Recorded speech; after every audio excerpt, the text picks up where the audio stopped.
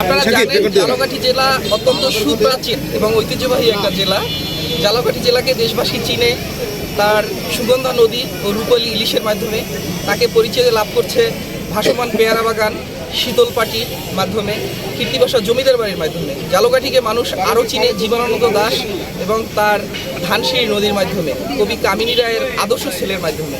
কিন্তু ঝালকাঠির এই ইতিহাস ঐতিহ্য সমৃদ্ধ কোনো স্থাপনা বা ভাস্কর্য আসলে ঝালকাঠিতে ছিল না, যার মাধ্যমে মানুষজন ঝালকাঠিকে চিনতে পারে অথবা ঝালকাঠি পরিচিতি লাভ করতে পারে।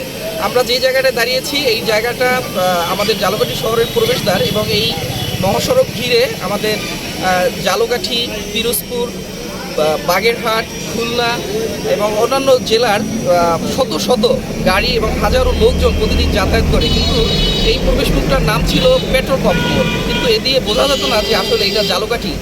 রাত্রে যখন গাড়ি যাওয়া আসা করতো কখন ঝালকাঠি আসে কখন যায় আসলে এটা বুঝতো না, কোনো সাইন বা সিমটম আমাদের ছিল না। এর জন্যই আমরা ঝালকাঠির ইতিহাস ঐতিহ্য সমৃদ্ধ একটা ভাস্কর্য নির্মাণ করার চিন্তা করেছি ঝালকাঠি পৌরসভা থেকে। আমরা এখানে স্থান করেছি, আপনারা দেখবেন যে আমাদের শীতল পাটি, আমাদের রূপালী ইলিশ, আমাদের পেয়ারা এবং কীর্তিবাসা জমিদার বাড়ি সহ আমাদের সব কিছু আমরা নিয়ে এসেছি। আমরা জীবনানন্দ দাশ এবং কবি কামিনী রায়ের সুন্দর কথাগুলো এখানে আমরা উত্তীর্ণ করেছি এবং এই জায়গাটার নাম আমরা আজকে থেকে আপনাদের মাধ্যমে ঝালকাঠিবাসী জানাতে চাই যে এইটা পরিচিতি লাভ করবে ঝালকাঠি চত্বর হিসাবে।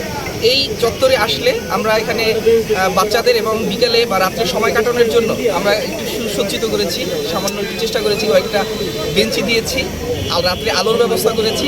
আমি আশা করছি যারা ভ্রমণ পিপাসু এবং যারা ঝালকাঠির ইতিহাস ঐতিহ্য সম্পর্কে জানতে চায়, আমাদের শিশুরা, আমাদের বাচ্চারা, এরা আসলে এইটা ইতিহাস ঐতিহ্য সম্পর্কে জানবে। একই সাথে দেশের বাইরে থেকে যারা রাত্রে এখান থেকে যাওয়া আসা করবে তারাও আমাদের এই ভাস্কর্য ঝালকাঠির একটা পরিচয় লাভ করবে।